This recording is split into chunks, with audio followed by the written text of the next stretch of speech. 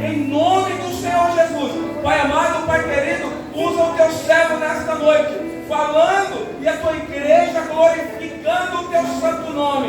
Pai amado, Pai querido, seja conosco, meu Pai, e não nos deixe só, em nome de Jesus Cristo, porque todos nós esperamos no Senhor. Oh, aleluia, louvado seja Deus, que você aplaude o Senhor, em nome de Jesus.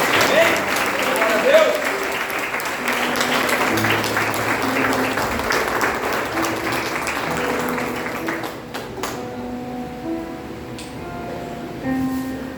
Paz da sua igreja, amém? Amém. Amém. Amém. Sente-se aí, em nome de Jesus. Glória a Deus.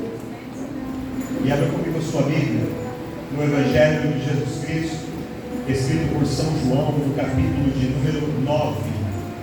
Evangelho de Jesus, escrito por João, capítulo de número 9. E eu quero louvar a Deus, porque hoje de manhã nós estivemos reunidos com os irmãos e as irmãs que batizaram, que desceram as águas, em nome de Jesus, e foi glorioso, foi tremendo este momento do batismo. Nós nos alegramos muito com os irmãos que estavam lá, e é uma alegria poder ver cada um desses irmãos aqui para poder participar hoje. Será a primeira Santa Ceia deles. Então, o momento de descer as águas, o momento da ceia, a primeira ceia, é um momento que fica marcado no nosso coração. Eu peço que você se alegre com todos esses irmãos. E aliás, eu vou dizer para vocês uma coisa, viu, irmãos? Não gosto de chamar atenção, repreender a igreja não, mas eu vou ter que falar.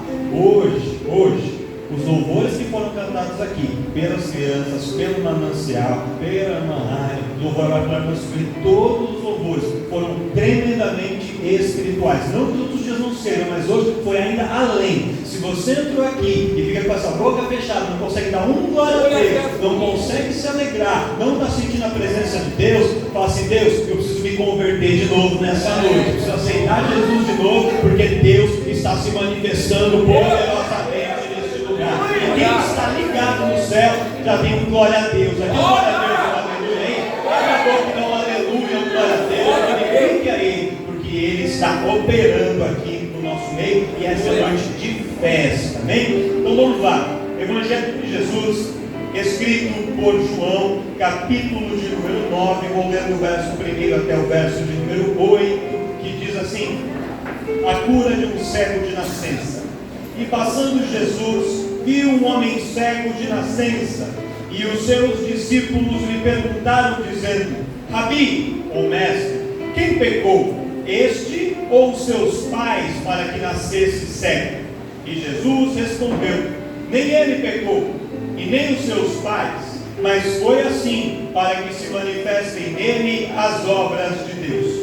Convém que eu faça as obras daquele que me enviou enquanto é dia. A noite vem, quando ninguém pode trabalhar. Enquanto eu estou no mundo, eu sou a luz do mundo. E tendo dito isso, cuspiu na terra, e com a saliva fez lodo, e untou com o lodo os olhos do cego, e disse: vai, lava-te no tanque de Siloé, que significa o enviado. Foi, pois, no tanque, e lavou-se, e voltou vendo, ou voltou enxergando. E então os vizinhos e aqueles que dantes tinham visto que era cego diziam: não é este aquele que estava assentado e mendigava? E essa história, eu já preguei sobre ela há um pouco de tempo atrás. Só que quando eu preguei essa história da outra vez, o foco que Deus colocava no meu coração era para a gente falar sobre o canto de Siloé. E hoje Deus mudou um pouquinho o foco. E eu confesso que eu tinha preparado uma outra mensagem para hoje, por exemplo, do Santa Ceia, primeira ceia dos irmãos, ia falar sobre batismo, ia falar sobre outras coisas. Mas Deus me incomodava fortemente nessa palavra. E ao longo do meu estudo, da minha meditação sobre esse texto, eu fui entendendo o que Deus queria falar comigo. E é a mensagem que Ele quer trazer ao teu coração também aqui nessa noite. Jesus, Ele estava andando pela cidade de Jerusalém. E na sua caminhada por Jerusalém, Ele encontra, diz o texto, que Ele vê um homem cego. E este homem cego, no versículo 1, Jesus encontrou um homem cego de nascença. O texto não diz aonde ele estava, não diz se estava sozinho, o texto não dá detalhes. Mas eu pedi para a gente ler até o versículo 8, porque no versículo 8, olha só, porque as pessoas dizem, não é este aquele que estava assentado e que mendigava? Então o versículo 8 ele nos explica que este homem que Jesus encontrou, ele era um homem cego. Mas não era um cego que havia sofrido um acidente, tomado uma flechada nos olhos, alguém que contraiu uma enfermidade, não, ele era cego de nascença. Ele nasceu com aquela condição, com aquela deficiência visual. Então o texto está dizendo que ele era um cego de nascença, e o versículo 8 nos explica que por ser um cego de nascença, ele estava assentado e ele ficava pedindo esmolas, ele ficava mendigando. E foi nesta situação, foi nesse contexto que Jesus encontra aquele homem. Quando o encontro de Jesus ocorre com aquele homem era um cego de nascença, que estava assentado num canto, numa praça, numa marquise, talvez à beira do caminho, e estava pedindo esmolas.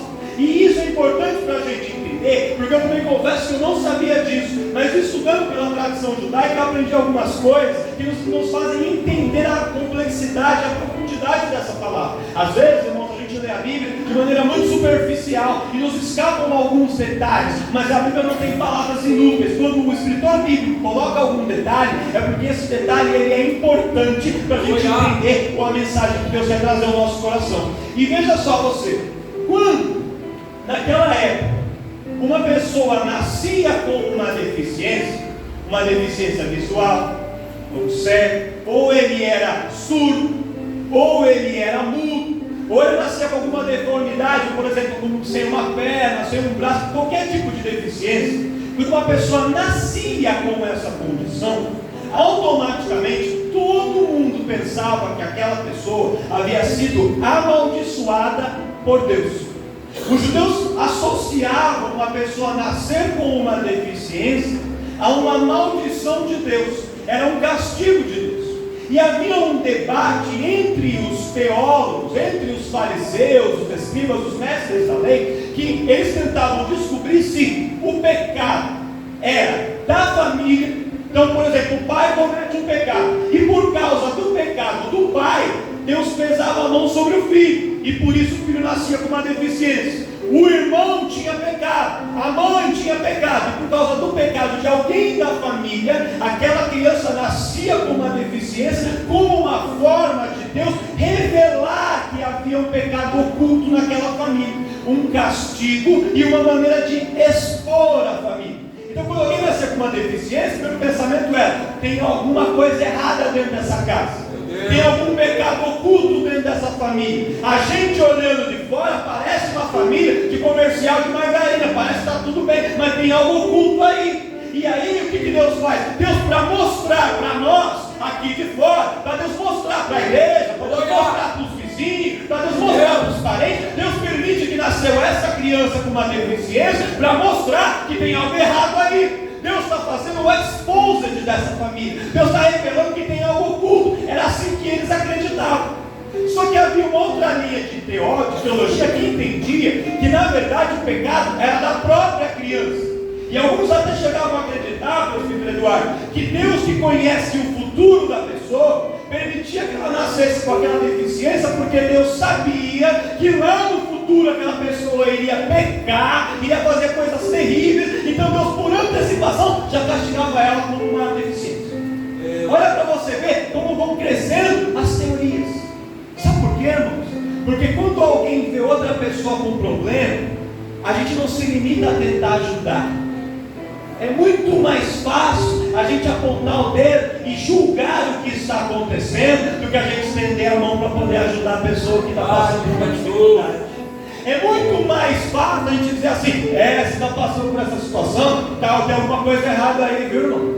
Perdeu o emprego? Deve estar com algum pecado oculto aí que não está aparecendo. Tem uma enfermidade na sua casa? Com certeza tem algum pecado aí acontecendo. E as pessoas daquela época pensavam, e ainda hoje pensam assim. Por quê? Porque o ser humano, ele é muito bom para apontar o dedo e para julgar os outros pelas coisas que vêm. É assim ou não é assim? Olha para o seu irmão do lado direito, esquerdo, e pergunta assim: você já foi julgado por alguém? Agora pergunta para ele assim: e você já julgou alguém?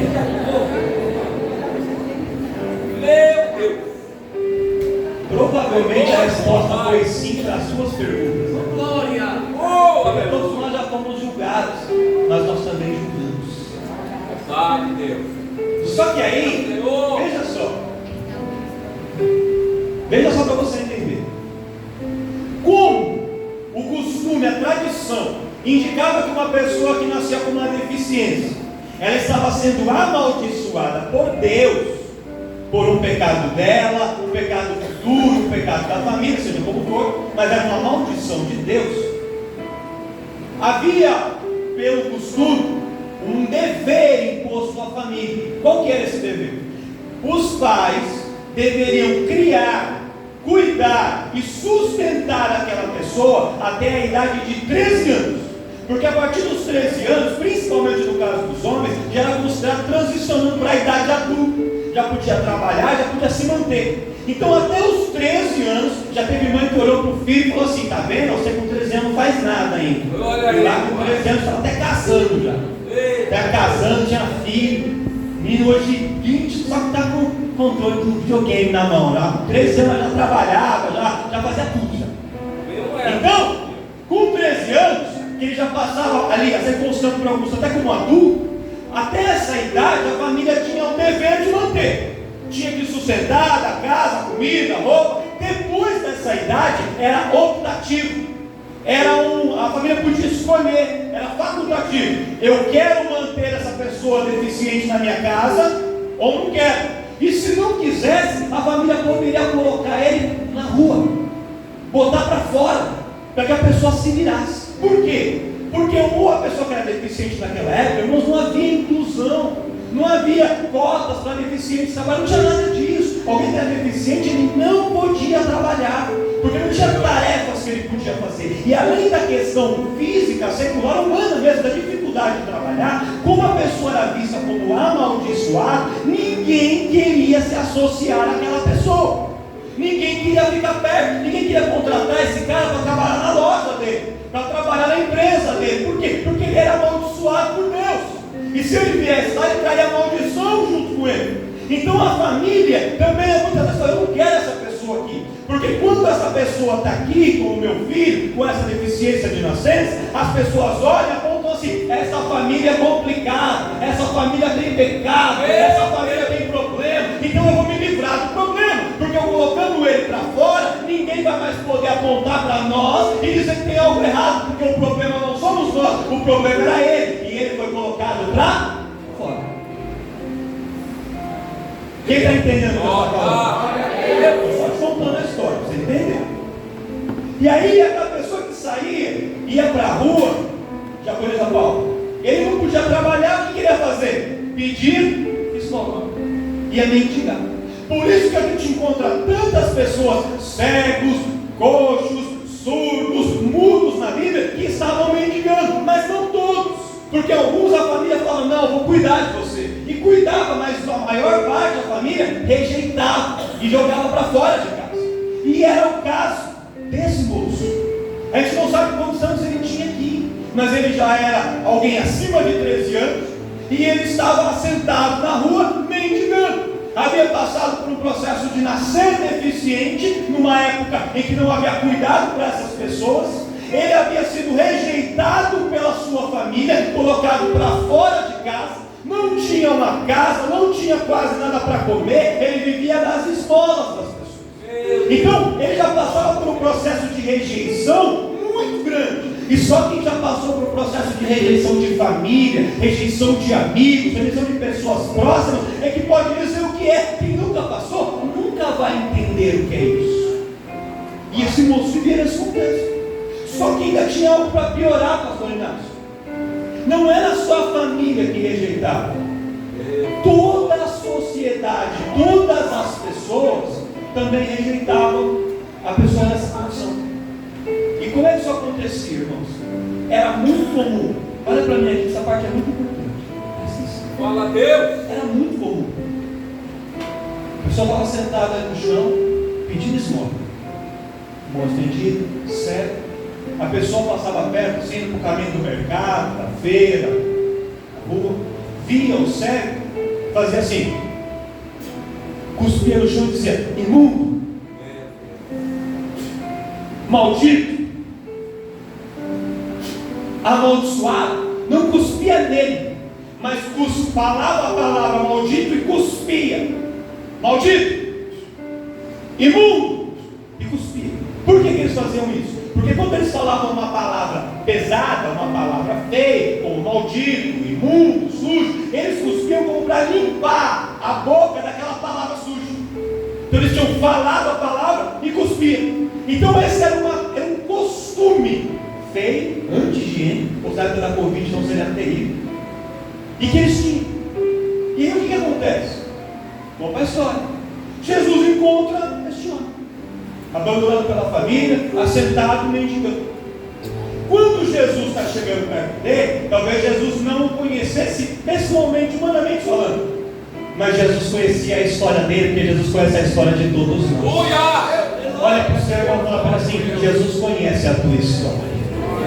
Ele sabe do teu passado, Ele sabe do teu presente, Ele conhece os teus planos para o futuro, Ele te conhece, Ele conhece o que você está passando, o que você está enfrentando, os seus processos, as suas lutas, as suas dores. Você pode ter chegado aqui com um caminhão de problemas, talvez quem sentou do teu lado direito não sabe, quem está sentado atrás de você não sabe, você coloca um sorriso no rosto, parece que está tudo bem, mas Jesus conhece os teus processos, conhece a tua vida, Ele conhece a tua causa.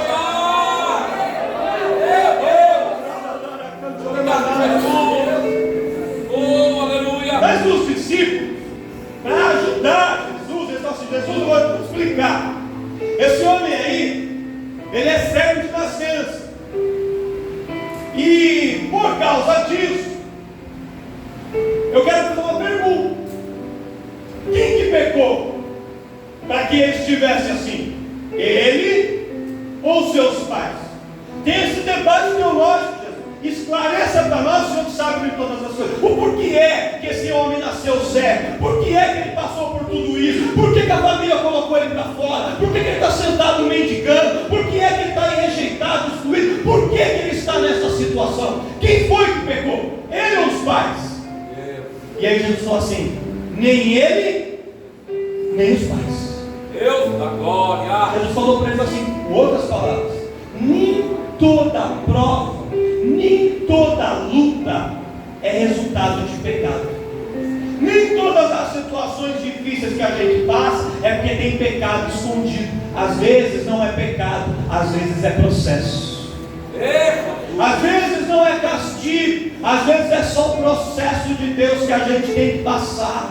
Às vezes não é porque a gente está em falta, não é porque a gente não é crente, não é porque a gente está desviado. Às vezes é porque Deus tem um plano muito maior, que Ele precisa que a gente passe por uma situação aqui agora, para depois, quando a gente está embaixo, as pessoas olharem e tirar a gente de baixo, colocar lá em cima, e ficar evidente que não foi pelo mérito humano, mas que foi um milagre e ação de Deus naquela situação que permitiu aquilo.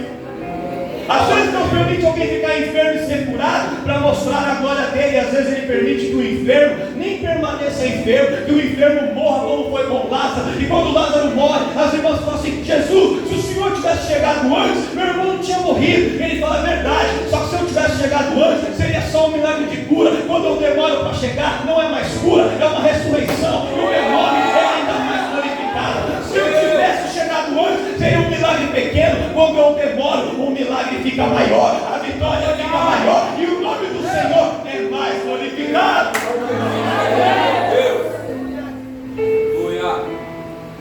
Nem toda prova é pecado. Tem prova que é processo. Jó não era pecado, era processo. Mas as pessoas gostam de julgar, as pessoas gostam de apontar. Mas quem te justifica é Deus.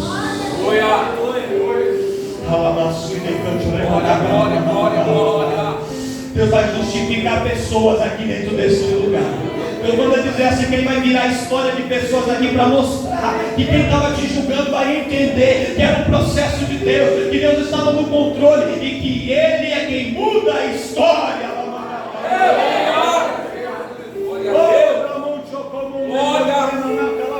Espírito Santo da Eu verdade. estou sentindo a glória de Deus de uma maneira tremenda aqui nessa noite.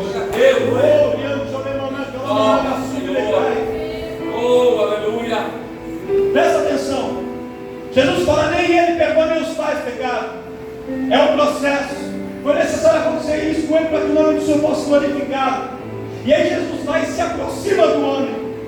Ninguém se aproximava de um deficiente, principalmente um mestre religioso, porque alguém que era um rabi, um fariseu, não podiam tocar em pessoas mortas, não tocavam em pessoas deficientes, eles não se aproximavam. Quando tinham que dar uma esmola, eles jogavam uma moeda à distância, eles oravam à distância, eles não tinham contato físico próximo.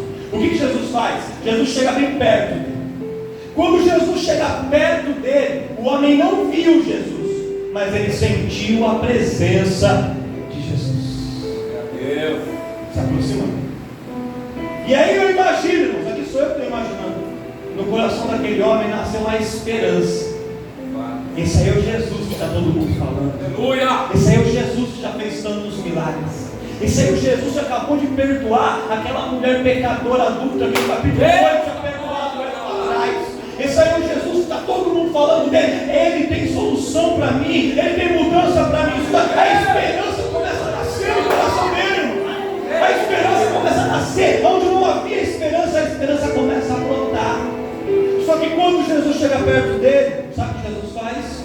Jesus, ó, cospe no chão, igual todos os outros faziam. Presta atenção comigo. Acompanha o raciocínio. Você entendeu?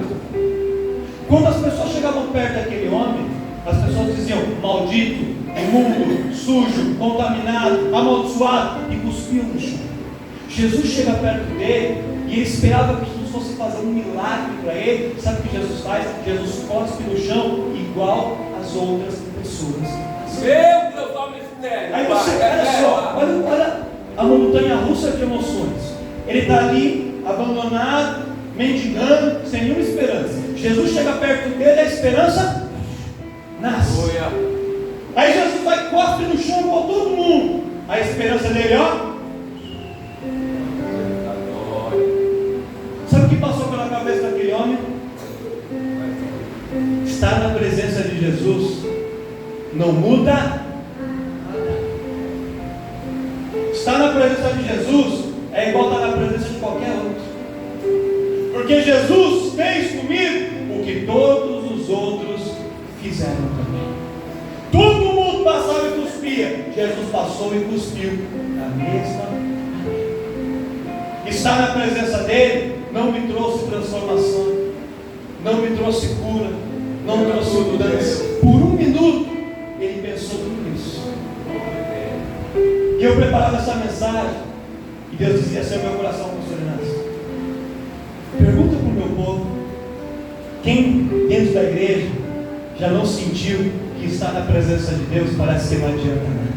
Meu Deus. Quantas vezes a gente vem para a igreja, entra dentro do culto, sai e parece que não aconteceu? A gente ouve os louvores, ouve a pregação, parece que é só mais uma pregação, não aconteceu? Vem aqui na quinta-feira, alguém põe a mão sobre você, ora sobre a sua cabeça, vai embora e parece que não aconteceu?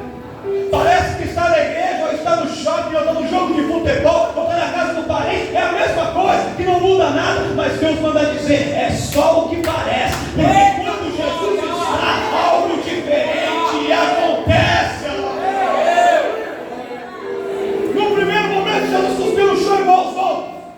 Só que os outros cuspiam para zombar, para amaldiçoar, para poder humilhar. Jesus não. Jesus, quando cospe no chão, ele se abaixa e com aquela saliva do seu corpo, ele mistura ali na terra, no barro, faz ali um lodo e ele vai até aquele homem que ninguém tocava, que ninguém se aproximava, e ele toca naquele homem. Jesus está tocando em você nessa noite. Jesus está tocando em pessoas aqui, pessoas lá na Managaçuba que se sentiam sozinhas, que estavam se sentindo abandonadas, se sentindo muitas vezes solitárias, se sentindo depressivas, se sentindo ali sem esperança. Jesus está tocando na sua vida nesta noite. Ele está se aproximando de você, ele está tocando em você, e o toque dele é diferente.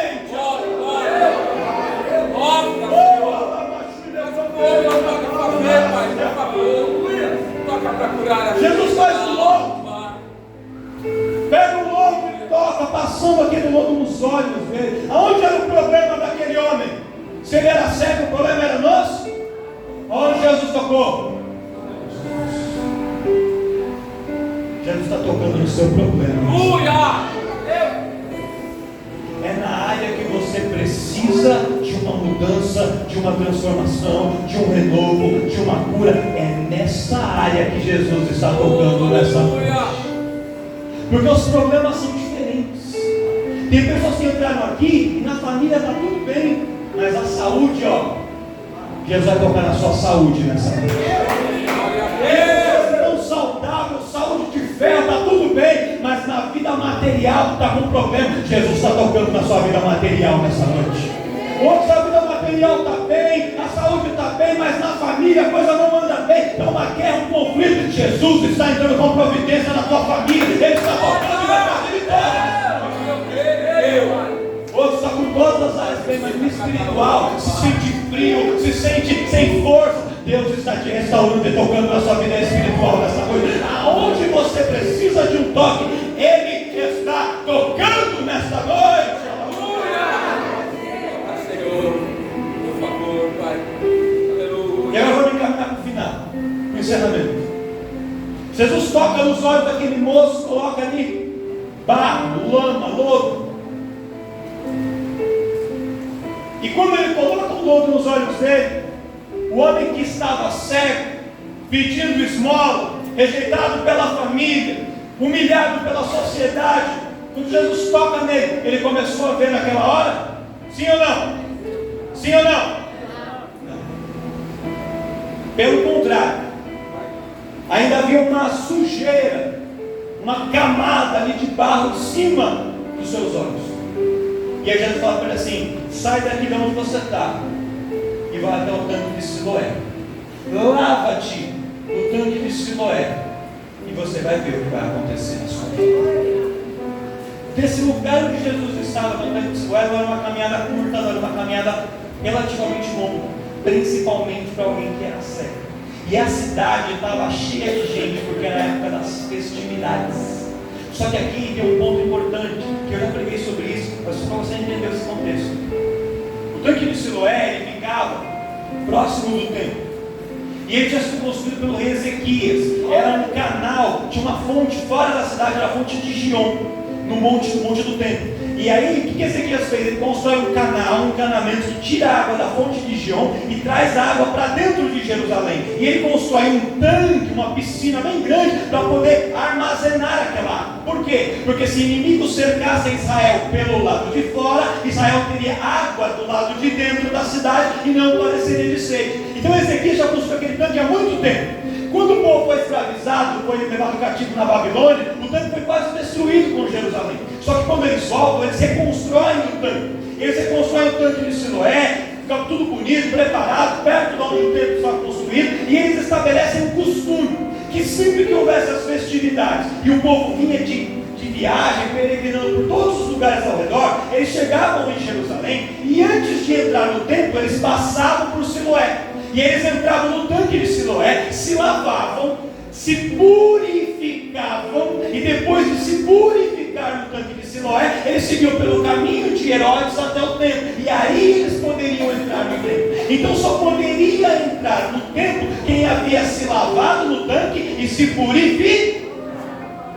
Quando Jesus falou para aquele moço: vai lá no tanque de Siloé e se lava, Jesus não estava falando apenas daquela cegueira, não estava falando apenas daquele problema. Jesus ia fazer algo muito maior na vida daquele moço. Por quê? Porque alguém que tinha uma deficiência não podia entrar no templo. O deficiente era proibido de entrar no templo. Quando aquele homem, ele cego, estava sentado à beira do caminho e nunca tinha entrado dentro do templo, presbítero Eduardo. Ele nasceu cego, nunca pôde entrar dentro do templo de Jerusalém. Mas naquele dia que ele encontrou Jesus, Jesus falou: hoje tem purificação para a tua vida. Jesus falou para ele assim: olha, hoje você vai ser curado da sua cegueira, eu vou restaurar a tua visão restaurada, você vai poder voltar para a tua casa, você vai poder trabalhar, você vai poder casar e você vai poder entrar dentro do templo. A sua vida vai ser mudada de maneira completa. Não é apenas uma área que vai ser mudada, mas Deus vai mudar tudo que precisa ser mudado na sua vida. Basta um encontro com Ele e Ele muda a sua vida por completo. Quem crê que Deus vai mudar a vida? E aí Jesus fala para ele assim: vai lá, se lava no tanque. Ele não falou lava os olhos no tanque, ele Ele falou: se lave inteiro no tanque. Por quê? Porque aquele homem precisava ser purificado. Porque depois daquele encontro, ele iria entrar no templo para participar da cerimônia, da festividade que estava acontecendo.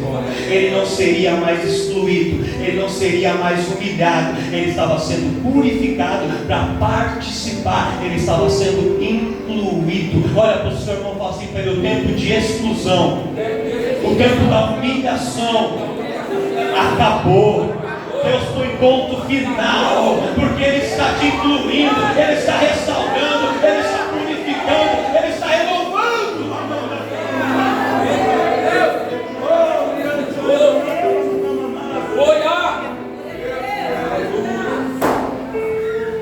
O moço se lava, pastor, começa a enxergar, se purifica, e a partir dali ele podia entrar dentro do templo.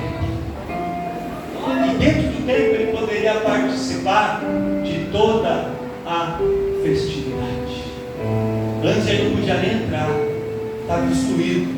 Agora ele está dentro, ele faz parte. Sabe o que Deus falou no meu coração? E eu encerro aqui para a gente ir para a nossa mesa de ceia.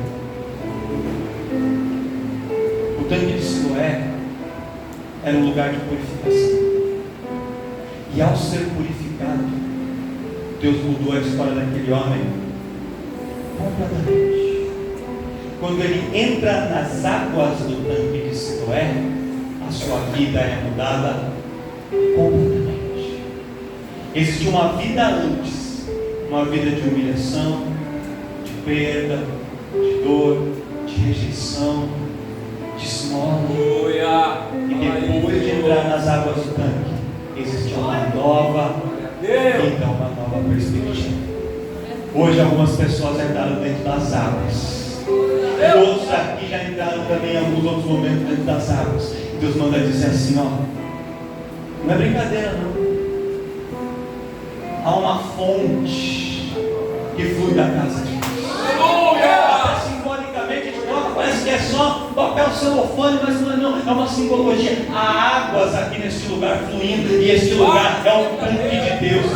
Se você quiser mergulhar neste tanque, Deus tem vitória, mudança, transformação para a sua vida por completo. Se você quiser nessa noite, você pode descer nas águas deste tanque e fazer desse dia, deste momento, deste culto, deste encontro, o encontro da sua mudança e da sua transformação. Aquele que crê, aquela que crê, mergulha nessa noite, você vai ver, se lava nessa noite, você vai ver, se purifica nessa noite, e você vai experimentar, porque os irmãos já desceram de manhã, e você também tem a oportunidade de descer agora nas águas e poder ser restaurado, renovado e viver o sobrenatural de Deus. Quem recebe essa palavra? Quem crê que Deus tem algo sobrenatural? Dá uma salva de palmas.